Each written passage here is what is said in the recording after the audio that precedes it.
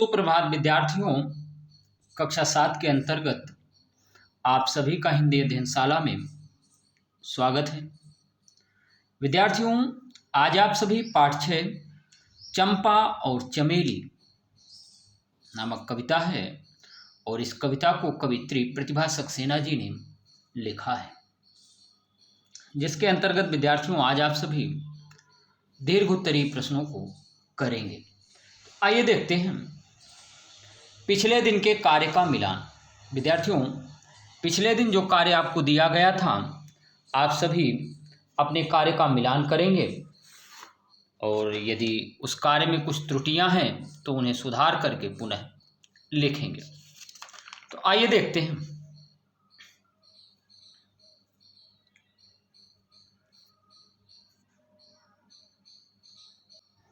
अच्छा, पिछले दिन विद्यार्थियों हमने विलोम शब्द आपसे कहा था लिखने के लिए। नीचे दिए गए शब्दों के विलोम शब्द लिखिए। रोना, रोना का विलोम क्या होता है? तो विद्यार्थियों, रोना का विलोम हंसना होता है। क्या होता है? हंसना। तो हंसना, इस तरह से आप सभी ने लिखा होगा। बंद का विलोम आप सभी ने लिखा होगा खुला, यानी खुला का बंद है और बंद का विलोम खुला होगा। तो आप सभी ने खुला लिखा होगा। अगला शब्द है विद्यार्थियों कसूर। तो कसूर का विलोम क्या होगा? विद्यार्थियों, कसूर का विलोम क्या होगा? बेकसूर होगा। क्या होगा? बेकसूर होगा। और खुश का विलोम नाखुश होगा। क्या होगा? नाखुश। खुश का विलोम नाखुश होगा, यानी जो खुश नहीं है। इस तरह से आप सभी ने लिखा होगा। अगला है विद्यार्थियों छोटा। छोटा का विलोम बड़ा होगा। सुख का विलोम दुख होगा और सच का विलोम झूठ होगा। प्यार का विलोम नफरत या घृणा होगा। क्या होगा? नफरत या घृणा। इस तरह से नफरत लिखते हैं। और घृणा कैसे लिखते हैं? इस तरह से, घा के नीचे री की मात्रा और अड़ा। तो इस तरह से विद्यार्थियों घृणा लिखते हैं। तो आप सभी ने इसी तरह लिखा होगा। अगला प्रश्न है विद्यार्थियों प्रश्न संख्या 9। निम्नलिखित शब्दों के दो दो पर्यायी शब्द लिखिए। तो पानी का पर्यायवाची शब्द क्या होगा? तो आपको मालूम होगा कि अम्बु है, सलिल है, तोय है, नीर है, जल है। इस तरह से ये किसके पर्यायवाची हैं? पानी के पर्यायवाची शब्द थे। अगला शब्द है खा नंबर मुंह। मुंह का पर्यायवाची क्या होगा? तो विद्यार्थियों, मुंह का पर्यायवाची शब्द मुख होगा। क्या होगा? मुख। और डाल का पर्यायवाची शब्द क्या होगा?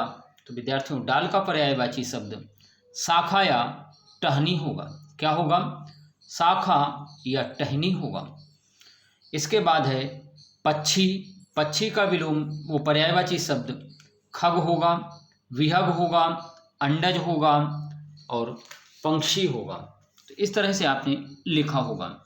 2 या 3 भी आप लिख सकते हैं। अगला है विद्यार्थियों प्रश्न संख्या 11 था कि नीचे दिए गए वाक्यों में से अकर्मक और सकर्मक क्रियाएं छाट कर लिखिए। तो हमने बताया था कि सकर्मक क्रिया किसे कहते हैं? जब क्रिया का प्रभाव कर्म पर पड़ता है तो विद्यार्थियों उसे सकर्मक क्रिया कहते हैं। अर्थात जब क्रिया का प्रभाव कर्म पर पड़ता है तो उसे सकर्मक क्रिया कहते हैं, और जब क्रिया का प्रभाव कर्ता पर पड़ता है तो उसे अकर्मक क्रिया कहते हैं। अब जैसे यहाँ उदाहरण था, पाठ्यपुस्तक में लिखना था विद्यार्थियों इस प्रश्न को कि बालक जाग रहा है। तो आपको मालूम होगा कि बालक शब्द यहाँ पर विद्यार्थियों क्या है? कर्ता है। जाग रहा है शब्द क्या है? क्रिया है।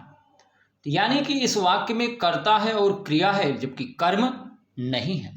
तो जब वाक्य में कर्म है ही नहीं तो फिर कौन सी क्रिया होगी? अकर्मक। सकर्मक यानी कर्म के साथ, अकर्मक यानी कर्म नहीं है। 2 तरीके से हम जान सकते हैं। दूसरा, या तो हम प्रश्न करें बालक क्या जाग रहा है? उत्तर नहीं मिल रहा।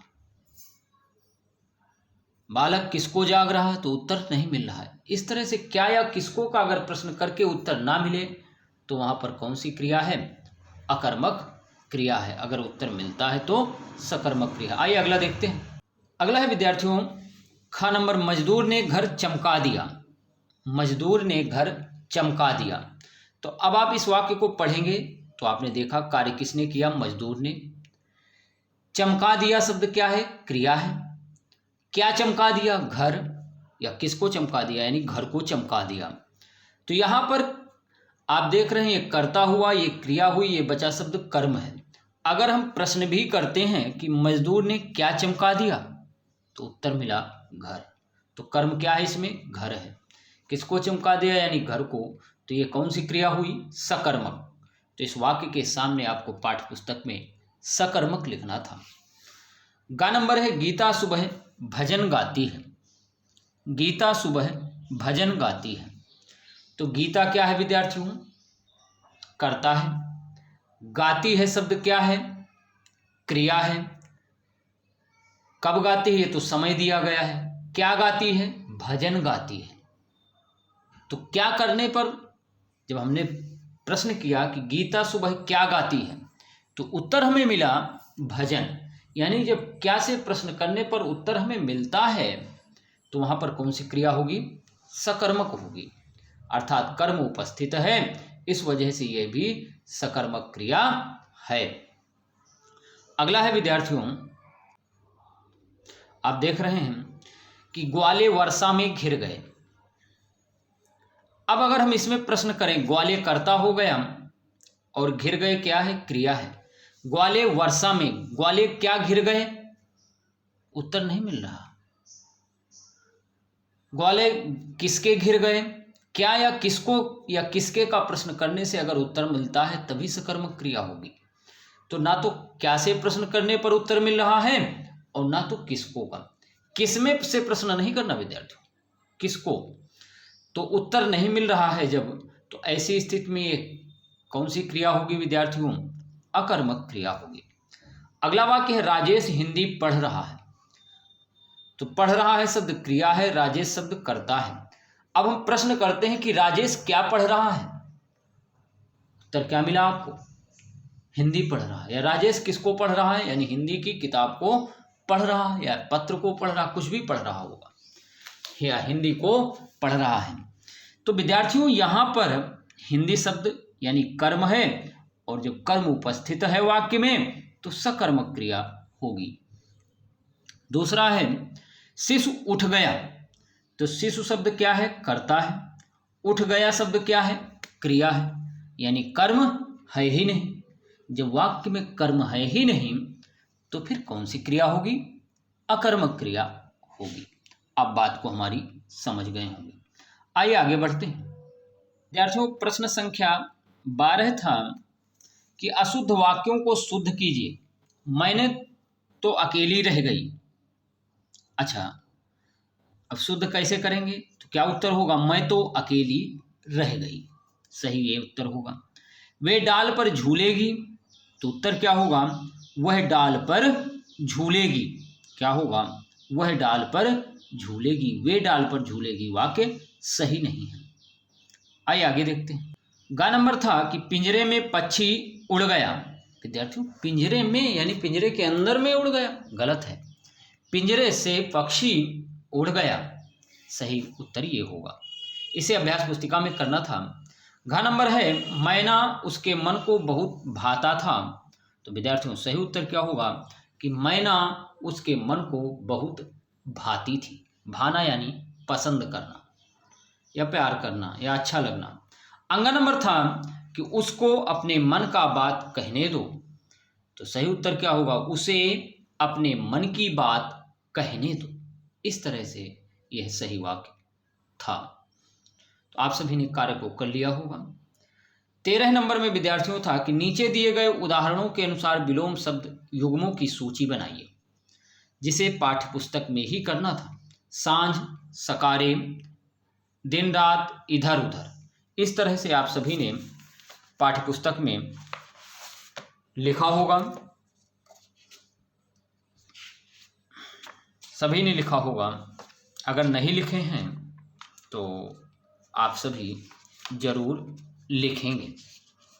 विद्यार्थियों अगला प्रश्न है, सांसकारे दिन रात इधर उधर और जो अन्य शब्द हैं जैसे कि सुबह शाम, पशु पक्षी, ऊपर नीचे, जन्म मरण, छोटे बड़े, यह जरूरी नहीं कि जो शब्द हमने लिखा है आप उन्हीं शब्दों को लिखें, आपका अन्य शब्द भी हो सकता है। आइए आगे देखते हैं।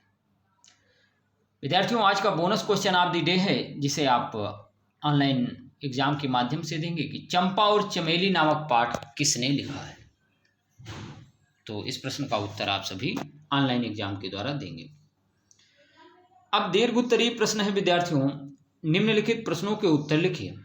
का नंबर है, चंपा ने अपनी सहेली को रोते हुए देखकर क्या क्या अनुमान लगाए।